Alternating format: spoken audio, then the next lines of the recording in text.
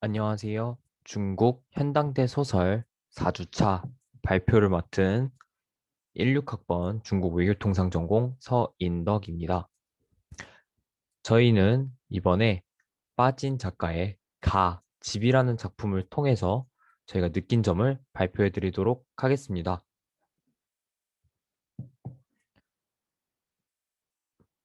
목차입니다. 첫 번째론 작가 소개, 그리고 소설 소개, 그리고 중요 단락 설명, 그리고 작품 분석과 감상, 크게 이 네 가지 목차로 진행하도록 하겠습니다. 네, 먼저 작가 소개입니다. 제가 처음에 말씀드렸다시피 작가는 빠찐 작가입니다. 혹시 이 작가에 대해서 알고 계신 분 계신가요? 아마 한국에서 공부하신 분이라면은 빠찐 작가에 대해서 잘 알지 못한다고 생각합니다. 저 또한 그랬습니다. 저도 중국 작가 하면 가장 먼저 떠올랐던 게 빠찐 작가보다는 루쉔이나 위화 같은 작가가 있었습니다.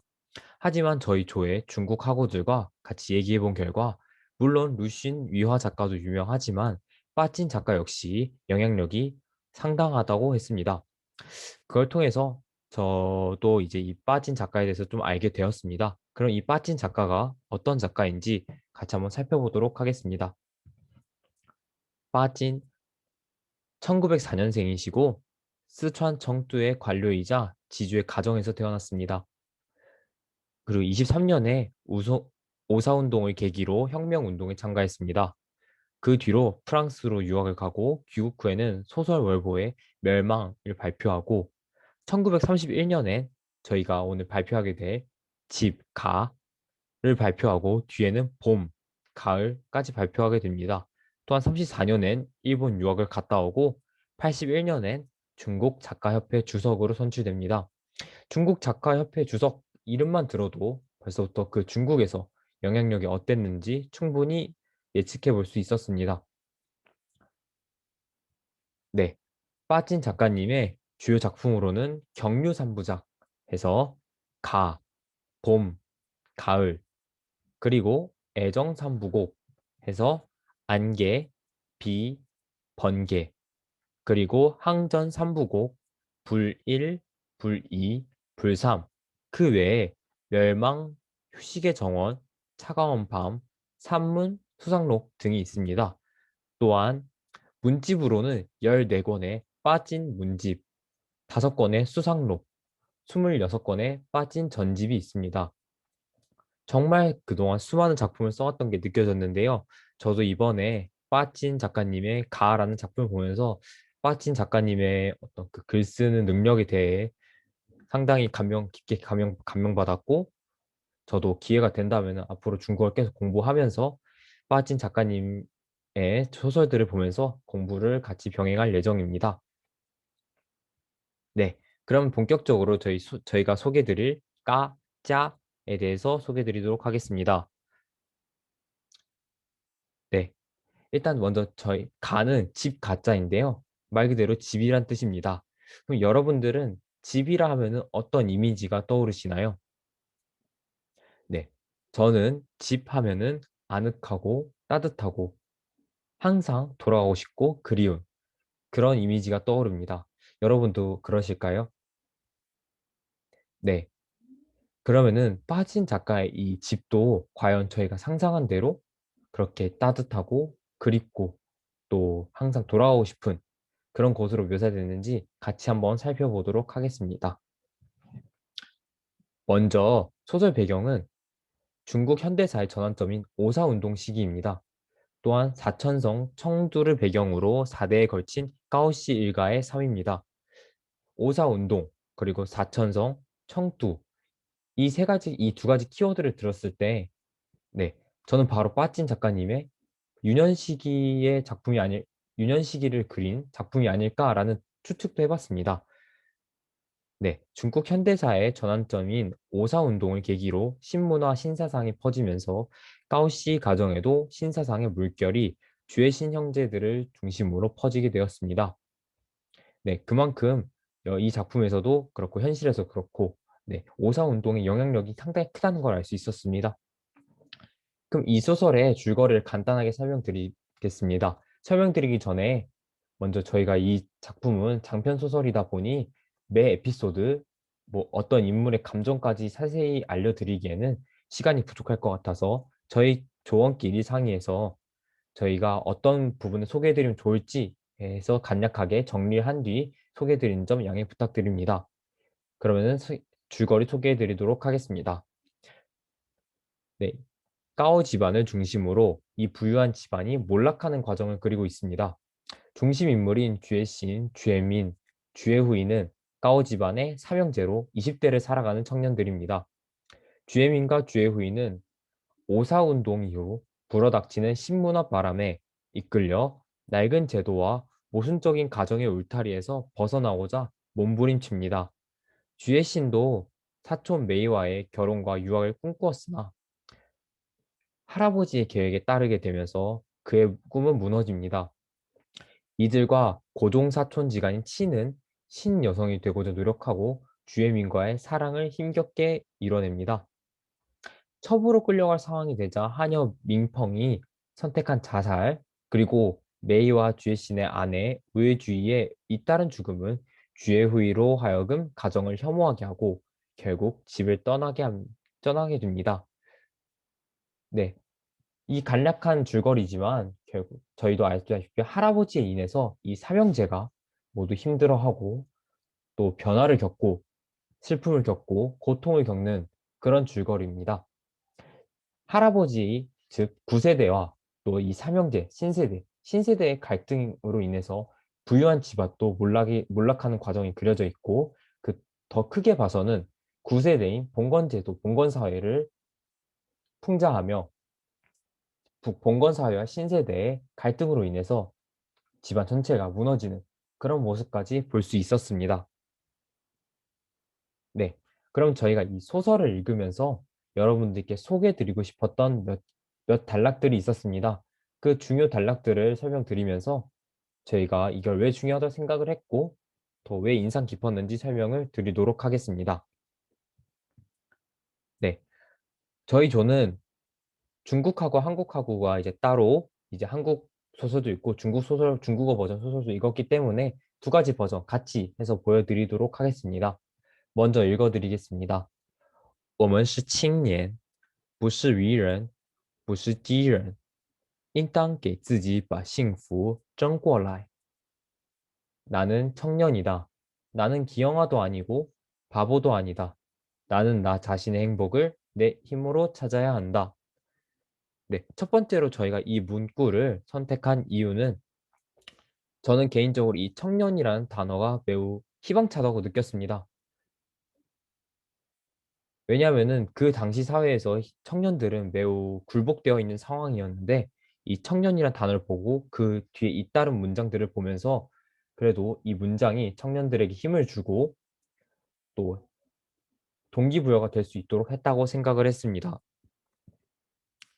물론 이 문장은 현재 저희에게도 감명을 줄 수 있는 말이지만 그 당시에 9세대와의 갈등을 겪고 있고 그 9세대로 인해서 좌절을 겪고 있는 청년들에게 더욱더 힘이 될 말이라고 생각이 들었습니다. 그 다음입니다. 他突然明白了，这将使小门并没有力量，真正躲去了他的妻子的，还是另一种东西，是整个制度，整个礼教，整个迷信。这一切全压在他的肩上，把他压了这许多年，给他躲去了青春，躲去了幸福，躲去了前途，躲去了他所最爱的两个女人。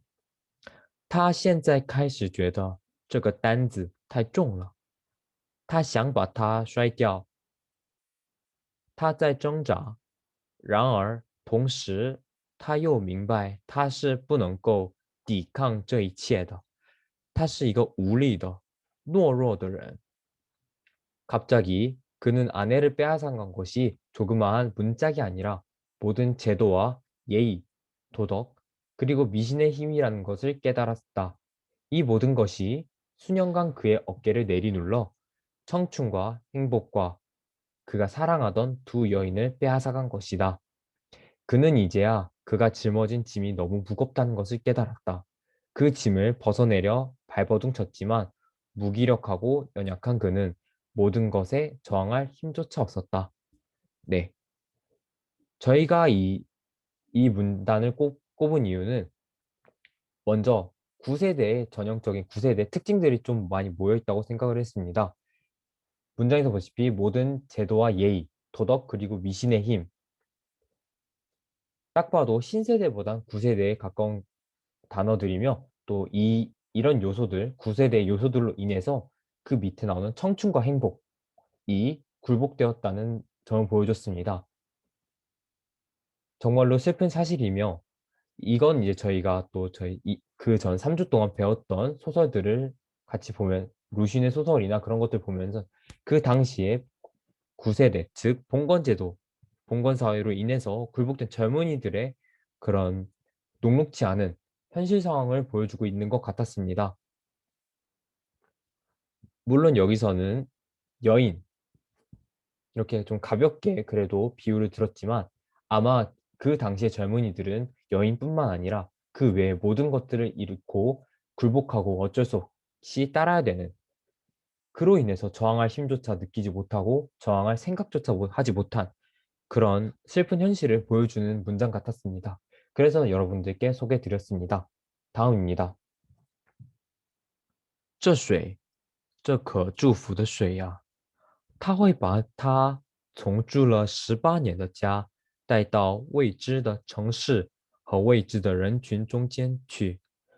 他轻轻地说了一声再见，仍旧回过头去看永远向前流去、没有一刻停留的绿水了。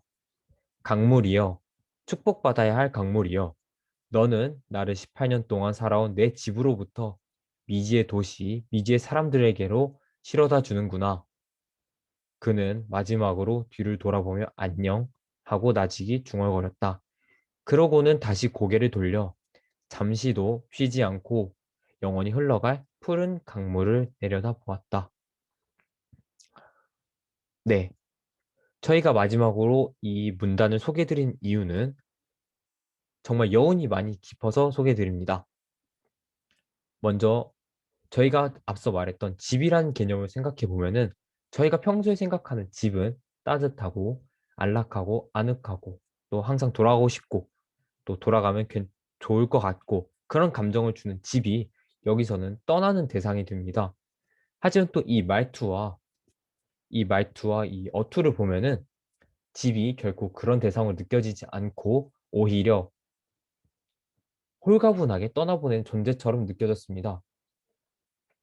그만큼 이 집에 대해 이 말을 한 주인공은 이 집에 대해 미련이 없고 오히려 그 구세대에 대해 환멸감을 느끼고 떠나는 것을 통해서 어쩌면 작은 저항의 의지를 보이지 않았나라는 생각이 듭니다.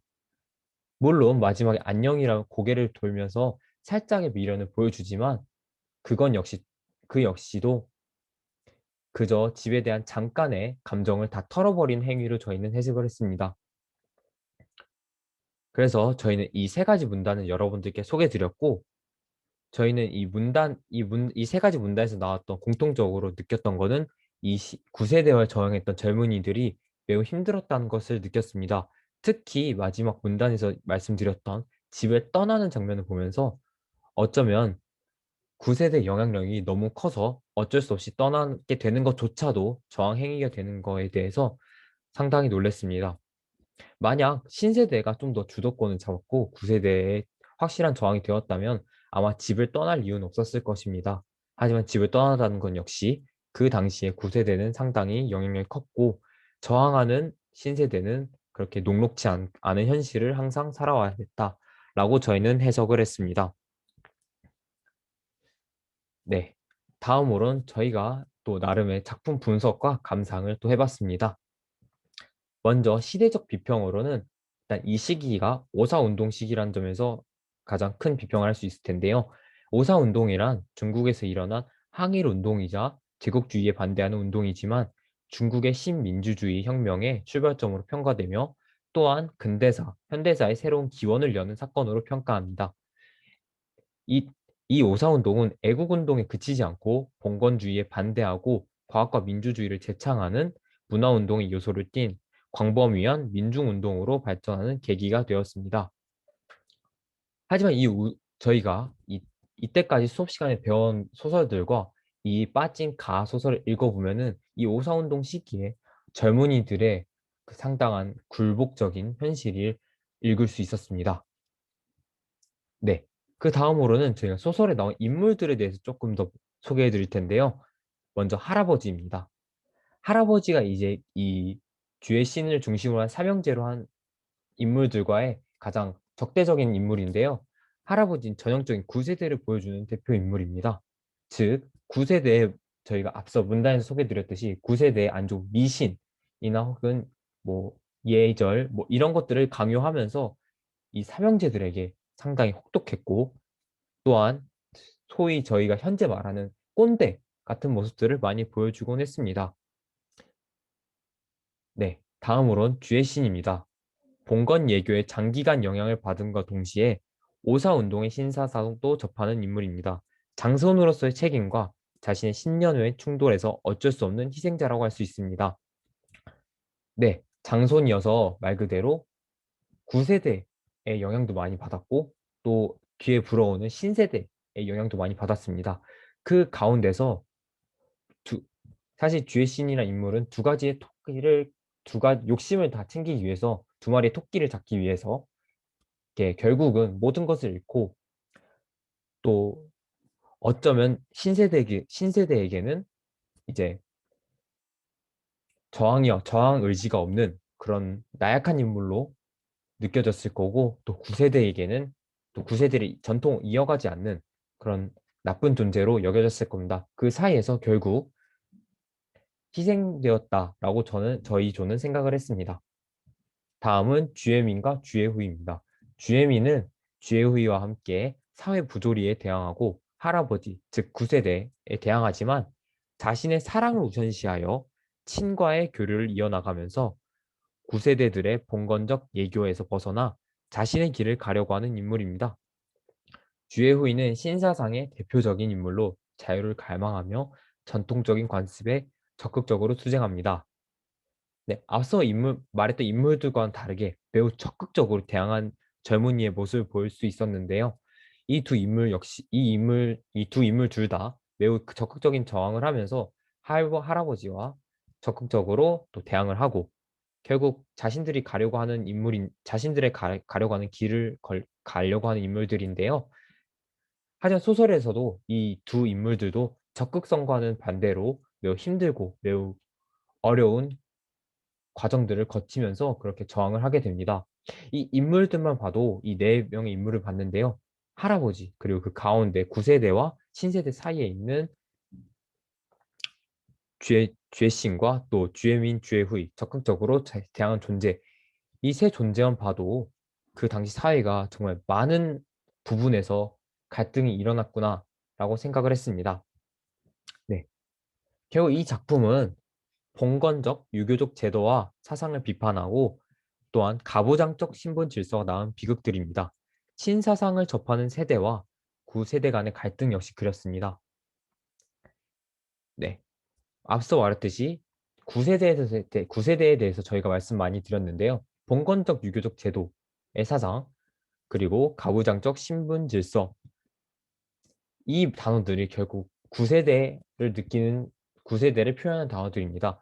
현재 저희가 봤을 때는 이 단어들이 상당히 좀 부정적으로 느껴집니다.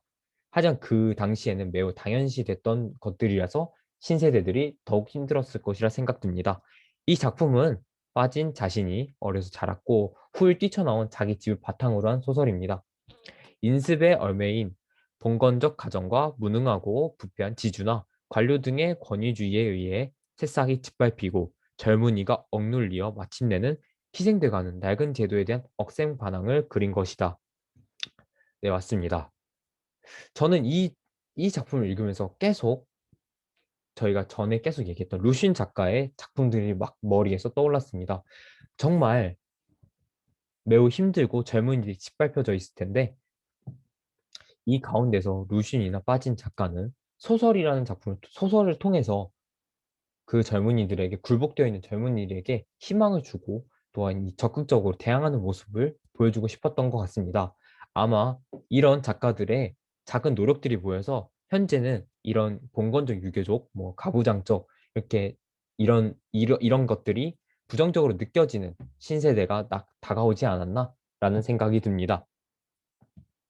네, 발표를 끝으로 저희는 이제 저희 조원들도 함께 생각을 해봤고 또한 여러분들께 공유드리고 싶은 질문을 하나 던져드리겠습니다. 소설에서는 끊임없이 세대 간의 갈등으로 전개되는데 할아버지의 죽음으로 인해 갈등이 일단락되지만 사실상 갈등의 완전한 해소라고 보기는 어렵다. 그렇다면 할아버지의 죽음이 갖는 의미는 무엇일까? 네, 맞습니다. 소설에서 결국 할아버지는 죽게 됩니다. 그러면서 갈등이 일단락되기도 합니다. 하지만 갈등의 완전 해소라고 보기 어렵습니다.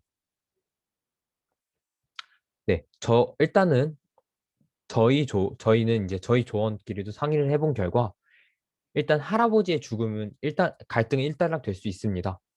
하지만 할아버지께서 남겨놓으신 유산들은 또 결국은 9세대의 유산들이기 때문에 결국 갈등의 완전 해소라 보기가 어려웠을 것 같고 그래서 저희가 생각했을 때 할아버지의 죽음이 도대체 뭘까라고 많이 고민했습니다.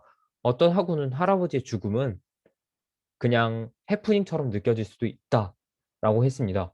그리고 어떤 학우는 할아버지의 죽음은 그 할아버지를 어떻게 보면은 미화시킬 수 있는 것이 요소라고도 생각을 했다고 합니다. 또한 어떤 학우, 또한 어떤 학우는 이 할아버지의 죽음은 결국 9세대 붕괴라고 얘기도 했습니다. 이런 얘기들을 저희는 종합을 해보면서 할아버지의 죽음은 일시적인 9세대의 붕괴가 아닐까라는 생각을 했습니다. 하지만 저희가 앞서 말했듯이 일시적인 것이라고 생각을 했습니다.